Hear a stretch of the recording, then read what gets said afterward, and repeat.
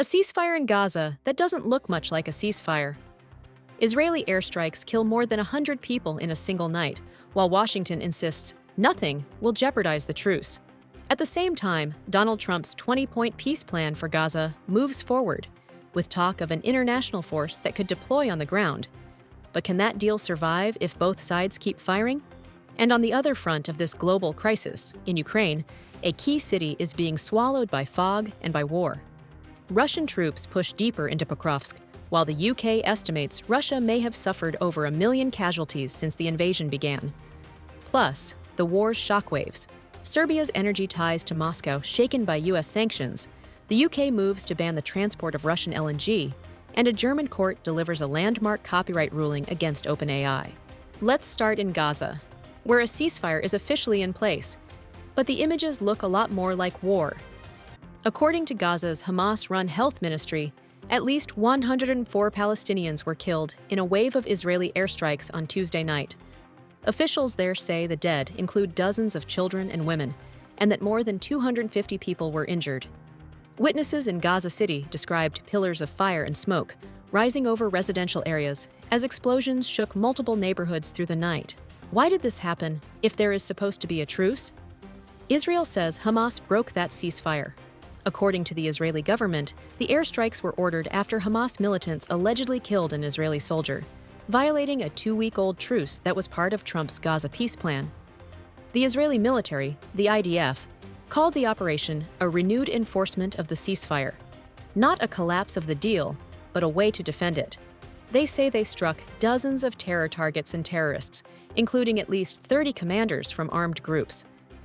The message from the IDF is, "We will uphold the agreement, but we will hit back hard against any violation." So we already have two competing narratives. On one hand, Gaza's health ministry pointing to civilian deaths, including children, as proof that this ceasefire is being shattered from the air. On the other hand, Israel arguing that these are targeted strikes against militants who broke the truce first. From Washington, President Donald Trump is trying to hold both lines at once. Publicly, he insists that nothing is going to jeopardize the ceasefire his team brokered. At the same time, he says Israel should hit back when its soldiers are attacked. In other words, the truce must hold, but retaliation is legitimate. At the UN, the tone is very different. The UN Human Rights Chief, Volker Turk, called the reports of so many people killed in one night appalling and warned all sides not to let this opportunity for peace slip from our grasp. So here's the core tension. If you enforce a ceasefire with bombs, is it still a ceasefire? For some, these strikes are a necessary response to Hamas violations. For others, they show that even during a so-called truce, civilians in Gaza remain exposed to massive firepower. I'm not going to answer that for you, but keep that question in mind as we look at the peace plan behind this fragile deal. The strikes we just talked about are happening inside the framework of a much bigger project. Donald Trump's 20-point peace plan for Gaza. Let's simplify it into a few key ideas. Phase 1, the phase we're in right now, is about stopping the war and dealing with hostages and prisoners, immediate ceasefire and frozen front lines. All Israeli hostages, alive or deceased, to be returned within a set time frame. In exchange, Israel releases roughly 2,000 Palestinian prisoners, including people serving life sentences. A surge of humanitarian aid is supposed to flow into Gaza once the guns fall silent. That's the theory. In practice, we have nights like the one we just saw, 104 people killed, while both sides claim they're still committed to the deal. Phase 2 goes much further. The plan calls for the demilitarization of Hamas, destroying tunnels, rocket stockpiles, and command infrastructure, and for Hamas to give up control of Gaza. Here's where things get even more controversial.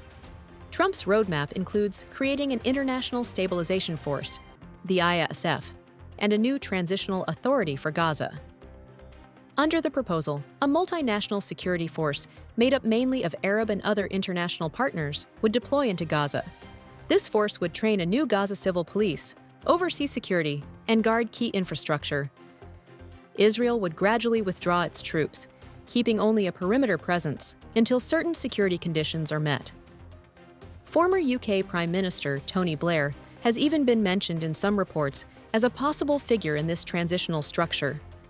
To give all of this international backing, the U.S. is now pushing a draft resolution at the UN Security Council. That text would create a 2-year transitional governance mandate for Gaza, officially authorize the International Stabilization Force to use force if necessary to uphold the ceasefire and protect civilians. But there are big questions. First, who gets to join this force? Israel's foreign minister has already said Turkish troops will not be allowed to take part, citing Ankara's close ties with Hamas and President Erdogan's hostile rhetoric. Second, who is really in charge on the ground?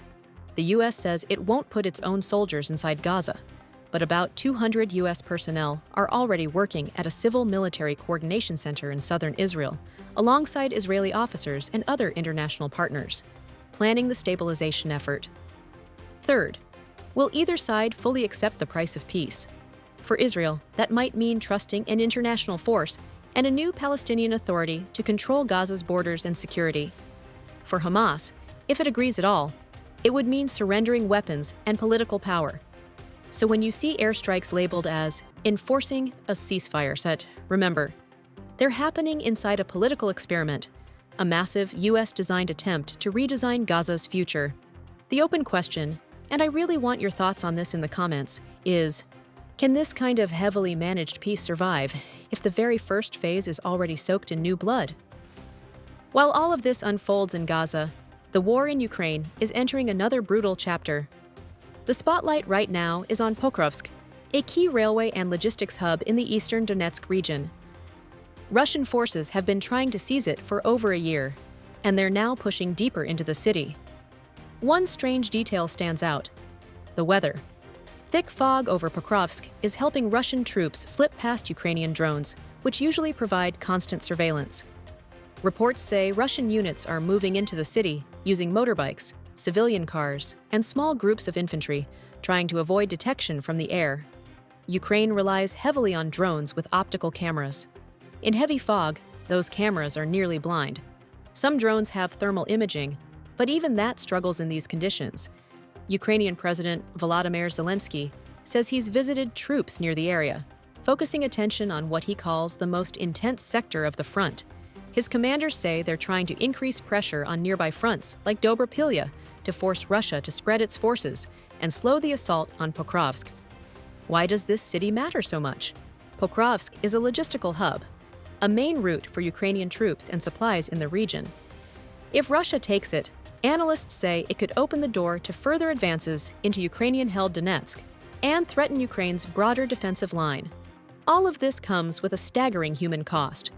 The UK Ministry of Defense recently estimated that Russia may have suffered about 1.114 million casualties, killed and wounded, since the full-scale invasion began in 2022, with hundreds of thousands of those losses just this year. That number is an estimate, and Russia disputes Western figures, but it gives you a sense of the scale. An entire large city's worth of soldiers gone or out of action. On the Ukrainian side, casualties are also extremely heavy, though Kyiv is more secretive about exact numbers. Analysts point out that defending fortress cities like Pokrovsk buys time, but at the price of more lives and more destruction. So in Ukraine, just like in Gaza, we're watching a pattern: ceasefire talks and diplomatic plans on one level, grinding, lethal battles on the ground, and ordinary people caught between strategic maps, fog, and artillery. Again, I'm not here to tell you which side is right.